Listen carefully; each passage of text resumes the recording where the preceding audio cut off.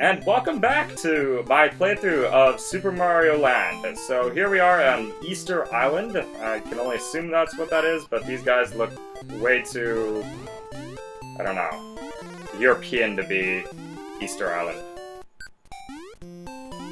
You know, I just found out that those things have bodies. They're like actually like submerged, and they're like one of the great unknown things of the world. No one knows what they were doing, much less where they came from. And did that thing just... what the fuck did that thing just bounce off of? Oh god. What happened there? That was so weird. I gotta replay that. That thing bounced off of something that was right there. Something's not right. I don't know why they gave you the option for these coins right here. It's like, who in the world is going to be that greedy to get those? Unless you had your Powerball jackpot thing, then there was no way that you were going to get those. Ugh. Oh god, he's running. I'm gonna get you. I'm gonna get you. I'm gonna get you. Oh god, they did that again. Something is wrong here. I don't know whether it's the emulator or if it's my game, or if this was always the way that it was. But something is not right. But looking back on this, kind of made me realize, man, you're probably... I remember even once the Game Boy Color, like, because like, for the longest time, I actually did have the original Game Boy, that big, huge, like, gray and purple one that everyone had, and, we only had one game for it for the longest time, which was Tetris, because I feel like that was one of those games that everybody owned, kind of like most Mario games now, or at least for the GameCube. Everybody owned a copy of Luigi's Mansion and Super Mario Sunshine. Yeah, because dagnabbit, Mario is the most awesome thing in all of this. God, I'm nostalgic. I am so nostalgic right now. I'm like drowning in a sea of all my nostalgic things. Have you guys ever like gone back and looked at something like this? This is kind of like how I realized that things were a lot worse when I was younger. Because I remember, I kind of remember this looking better. Oh, but yeah, back to the Game Boy Color, like, when that actually first came out, and that was, I'm always hitting these threes. Did you notice that? Does anybody notice that? No one does, because I don't always hit threes. This was actually the level that I remember everybody's kind of stopped playing with. Because this is where everyone kind of started getting very frustrated with the game, because this was the hard level. This is where things started turning up to the nth degree. But yeah, when the Game Boy Color came out, it was like mind-boggling. Which was hilarious because, you know, my cousin had a Game Gear, so that already had color. That already had color, it already beat Nintendo to that punch, back when Sega was actually worth something.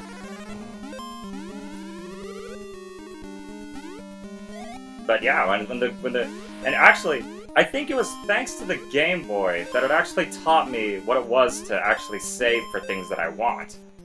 So, like, I actually learned how to, you know, I learned from the Game Boy Color that, like, that was, like, that if I wanted some son of a bitch, that if I actually wanted something, it was better that if I actually went out and bought it myself. For a couple reasons. One, then the parents really couldn't tell you to turn it off, though they barely told me to do that anyway, because it was kind of one of those, I was gonna play whether or not they wanted it to, whether or not they wanted me to, and it was probably better for them, because it's like that mixture of, wow, so you saved up all of your, like, birthday money and any other allowance money to buy yourself a Game Boy? I mean, I guess that's what you want. they're like proud of it. It's like, he's on that all day. Oh, son of a... Ugh. God, I keep dying here. I'm beginning to see why people quit at this part. But yeah, they were like, you know, it's like there was that, like, I don't know, it wasn't that I was like buying a drug, but it was like I was buying I don't know. There's no other way to put it. I was buying literally just a game system that I would never pull myself away from. And that was back in the days when Game Boys cost like, you know. Well, I mean, if you find a Game Boy now, they're really expensive, but that's because they're so rare. And hell, let's face it, you're not gonna play anything on it if you find it. God damn it! This spider has been like the bane of my existence so far. Ugh. But I can do this. I swear to God, I am great at this game. I know everybody's out there going like, "Oh God, cause you died like 3 times already at this stupid stage." But seriously, I'm great. I'm good. I am ready to go for it. That water is really hypnotizing. I loved how they actually included this song in the Super Smash Bros. Brawl. Like, there's a remix of this song in there. And it's all, like, decked out. It's like... Hey! Yep, true Nintendo fans. They know where this stuff is from. They've had a childhood. Oh, fuck me.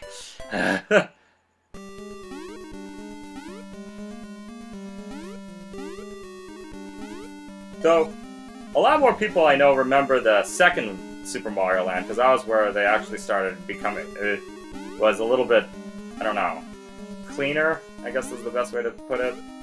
Not that this game was, not that this game is, like, badly put together. It's actually pretty competent for a Game Boy game, it's just that, I don't know.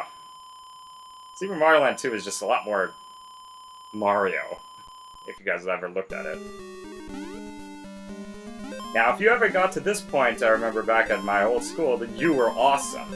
Because this was like, you got past the cave level, but by this point you also had only like 3-4 lives left. There was no way you're going to be able to beat the rock guy at the end of this. But I pressed on and I did it, man.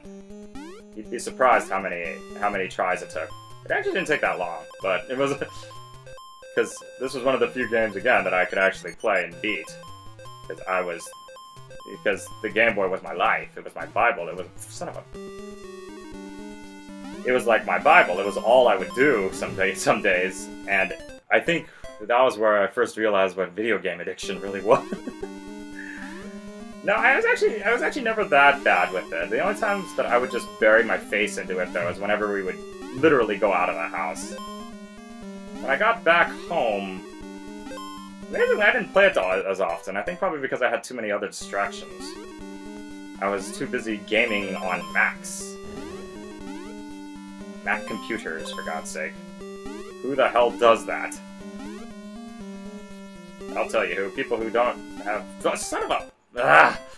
God, I hate this game. Why did I agree to play this? Oh, God, this is the... I hate this area. I knew one of these was a coin thing. And... I'm doing a lot worse than I thought I used to be.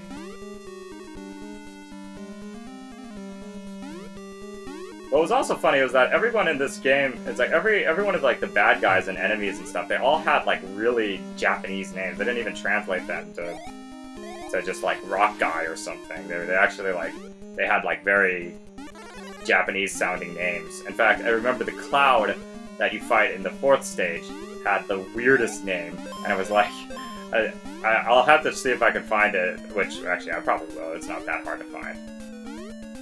Yeah. Take that, Rock Guy, or whatever your Japanese name is. Future me, put up the Japanese name of that thing right now. I think everything had like a name too. Not just like the bosses and enemies, like literally that rock he's throwing has a name. Maybe not, I don't know. Maybe I'm remembering this game wrong. This was back in the days of the manuals, man. When you actually had to sit there and you read these manuals that really wouldn't tell you anything much more than just, hey, guess what? You gotta go to another place. You know what never made any sense to me about the Game Boy is that they had a contrast meter, but not that it... I love that opening sting. Oh, son of a bitch. But like, not that it like, you know, not that it kind of did help with some games, but it's like they had it where you would go where you could make it so contrast on one side or the other that you can't see the game. It's like, why would you make that? I couldn't tell if this was a racist song. But this is the garden level, the Japanese tea garden. These things, those are actually zombies. If you look in the manual, I keep bringing up the manual like I'm gonna show, like you guys know what I'm talking about, but it's like, yeah, you would only know if you really read the manual, like, I am, and I'm just that good. Now here's the better question. Am I in China or Japan? There's a name for this place, and I forgot what it was. I remember, I seem to recall those things took way more bullets before they died. You can actually jump on them like that, yeah, but they don't go down. They'll come back up, and they'll start jumping at you again. But I'm better than that. Oh, son of a... As I was saying, I'm better than that. Oh, fuck me. Does anybody remember those old Game Boy cases that you had? I still remember those old Game Boy cases. Like I would have to stick them, you know, like I'd put in every single game that I had. I had like a collection of at least like 20 games, and they were all terrible. But like, I think the most underrated, like, but like, I like, you know, this is one of the more known ones. But actually, one of my favorite games that I used to play all the damn time was a game called Game & Watch Gallery, which is where for anybody who doesn't know, that's where Mr. Game & Watch comes from. He's from these old, like almost like handheld console things that they just had this one game on there, and you would just play this over and over and over. And it was one of my favorite things to play because it was just not only because it was Mario themed, but it was just because it was so nostalgic. Like it was just like these games were highly addictive. Like, you know, you play with one and then you need to finish and get more points for the other. The original classic old games didn't have this, but they added it for the Game Boy games, and that was if you completed a certain number of stars. I mean, a certain number of if you got a certain number of points, you'd get stars. Oh god, sync up. Oh my god. There we go.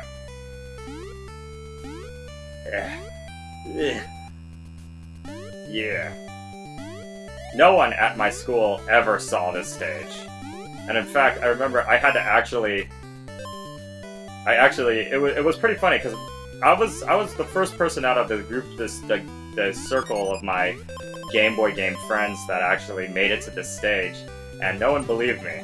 They were kind of like, "What are you talking about? It's like that's like, you know, it's like nobody can get past that, no matter how good you are. Nobody can get past that Rock Easter Island stage." If you could do it, it's like, you know, you're glitching it out, and so I actually had to do it in front of them, in front of a live audience, to prove that I could actually get to this point. I know it sounds like I'm lying about that, but I'm actually telling I am honest, because it was back in the day before YouTube, so it's like there was no way that you could actually, you know, check or validate any of this. You had to, you know, so if you made an outrageous claim like I made it to the end stage of like Mega Man, it's like people are like, did you? Or are you just saying that? And this was definitely one of them. So I actually had to get up to this point, and not only did I have to get up to this point, but I had to actually prove that I actually could beat the game. Because again, this game was just so notoriously difficult at some points that, like, nobody ever got past certain points of this game. You couldn't. There was no possible way. It was so hard. But I did it. I did it with my skill and my perseverance and my fact that I didn't do anything else all day. In case you guys were confused, I was not an athletic child by any stretch of the means. So, my days were mostly spent like this, Was I a geek back then? I don't know. I was like, I had like my own style of geek where it was like, because you know, like back in the day, like anybody who was like a geek at school knew that, like, you know, you had this, there was this like air that followed you. It wasn't like it's like, it wasn't kind of like, I was like at the cusp of when being a geek was actually turned into a cool thing. Or like be turned into just like another title that people gave themselves, kind of thing. Like, oh yeah, I'm totally a geek. Oh, fuck me. They were like, oh yeah, I'm totally a geek, whatever. So like, I was like on that edge of when that was just starting to emerge, and that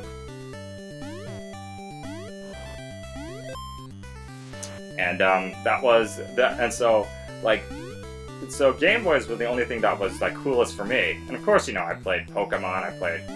I never got all 150 Pokemon, but I remember everyone at the time was always like, you know, oh, I have a Mew, oh, I got a Mew, or whatever, you know. It was like the most holy shit of grails that if you ever found yourself getting a Mew back in Pokemon days. But that was something that like everyone had an idea of how to get Mew. Whether it was pushing the car, finding Rainbow Island or whatever, going around the SSN. They all involved the SSN, which is a weird thing. But, yeah. Getting a Mew is the hardest damn thing in the universe to get it with the actual glitch way. How anybody found that out, I have no idea. So here we are at the next super violent Mario level of him flying an airplane to go around and shooting all these bird things. This again, it was also one of those, when people were watching me do this, they were like, I didn't know that this was a level. I didn't know that you could get to this point. I didn't know that, like, you know, that there was anything past that. Like, and I was like, yep, this is it. This is the final thing. And they're like, oh my god, you're fucking amazing. You know, I mean, we didn't say the F word, but I mean, like, you know, it's just, you get the idea. This is something that I took great pride in.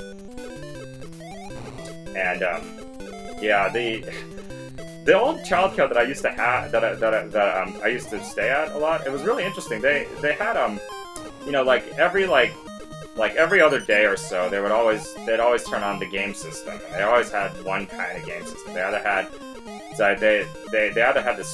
for the longest time they had a Nintendo, and then for even a longer time they even had a Super Nintendo, which somebody graciously donated, along with Mortal Kombat, and they would not let us play that. Stupid PC people, and without watching us rip out spines. They didn't even have blood in it. They actually even played the game. Whatever. So, but yeah, but yeah, so we had so back at the old daycare, we had like game days, and we could actually go out and, they would let us play video games for like we'd all raise our hands, or if we were being too loud or ruckus, it was the quiet people who got a chance to play the consoles, and we had these consoles. This was something that I found out the hard way, was that we did not have a we were only allowed 10 minutes each, and like, as anybody who's ever played any video game knows, 10 minutes goes by in a freaking heartbeat. Okay, here we are. The final battle against Tatanga, the evil spaceship alien dude who kidnapped Princess Daisy. I don't know why, I don't know what he is, or much less why he's here, but this is the final battle. And yes, this is how I remember when I first got to him. I was, strangely enough, not intimidated by that. And I just kind of just did that a little bit. Made it through. Oh, Daisy, Daisy! Thank you, Mario! I love this ending. Your quest is over. Let's go now. That's funny, they have an actual walking animation sprite for her. I forgot. They get into a spaceship and they fly away. That would be actually a pretty fun idea for a Mario game, is him going back to Sarasa Land, or whatever the hell their land is called. And, like, that's what they should do for, like, Super Mario Odyssey, anyways, like, is instead of having him travel to, like, all these other new and explored places, have him go back to the old stuff from, like, Super Mario RPG, find out whatever happened to his castle in Super Mario Land 2, you know, just, like, have just, like, one giant thing where he goes back and he sees his old stuff and everything else. But, yep, this was Super Mario Land, and for those of you who doubted me along the way, trust me, I'd always remembered how to play this game. Because it was the only thing I could play at the time. Other than Pokemon, and by Pokemon, it's like, and then Pokemon was, you know, like everybody was playing Pokemon at the time that it came out, and you know, if you had that one friend who had the link cable, and then it like never worked. We actually bought ourselves a link cable finally one time for like $30, and what the hell happened to that? Mario and Daisy would break up only 3 short weeks later, when she found out that he could not actually fix his toilet. But yeah, that was it. That was Super Mario Land. And yeah, 1989 conquered. That was me. That was what I could do. So, I'm probably gonna see how well it goes with the second game, because that game was the more memorable one for many reasons. But yeah, this was fun. I enjoyed it. I hope you guys did too. So we'll watch this computer player play that level terribly. Okay, so I will see you guys next time.